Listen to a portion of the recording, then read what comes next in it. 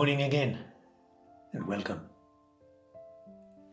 Today's text, Jesus is in the temple, and he's directing himself specifically to the Pharisees. And he says to them, "If you do not believe in me, you will die in your sins." The Pharisees, of course, didn't understand what he was talking about. So Jesus repeats, "When you see the Son of Man, whom you will nail to a tree, then you will know that I am he."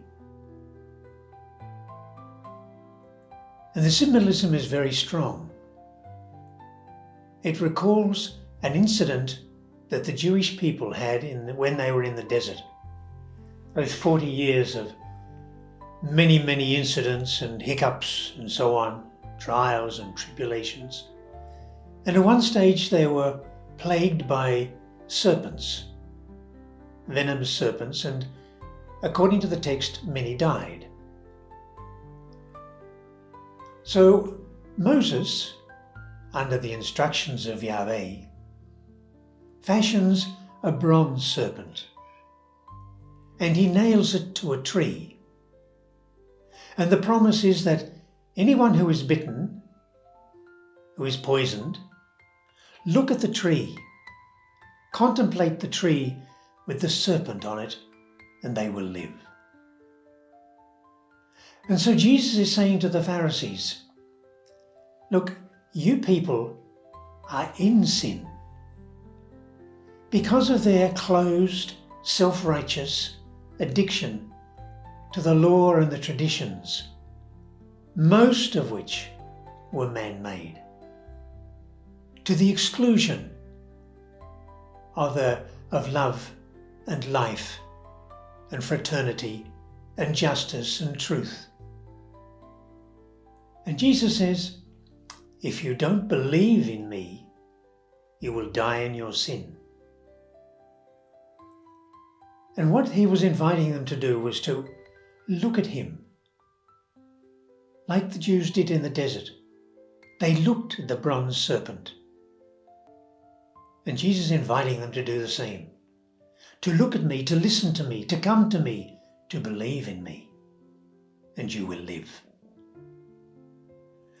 And I was thinking that's probably reminiscent or indicative as to why we have so many crosses and crucifixes in our world today. Certainly going back to Peru, just about every major or significant hill or mountain had a cross on the top of it. Now I know this was to replace pagan symbols, but it's our symbol, and it's something that you can look at and hopefully live. And it's made me the case why in so many houses around here, when I'm invited to a house, so often there will be a cross or a crucifix on the wall somewhere in the house. And it reminds me of this beautiful object I want to share with you this morning. This crucifix is very special to me because it was given by my grandfather to my grandmother on their 40th wedding anniversary. And more than that, the figure was carved by my uncle, Dan Flynn. And furthermore, the model, the one who modelled for the figure, was another uncle called Tom Hayes. And this, of course, hangs in my room.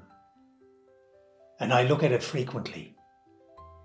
And I hope I live. And that's probably why on Good Friday, the last part of the ceremony is the veneration of the cross. And at that stage, each of us comes up and stands before the cross. Maybe we touch it in thanksgiving, or maybe we contemplate it in wonder. But the cross is part of our lives, and we will be very conscious of this the closer we get to Easter. Because it was upon a tree that the Saviour of the world, the Son of Man, was nailed. And if we believe in him, we will live. That's his promise. And so I wish that and pray that for each of us this Easter, that we consider, contemplate, come to the cross, the crucifix, and believe in the Son of Man, so that all of us might live. God bless you. We'll see you next week.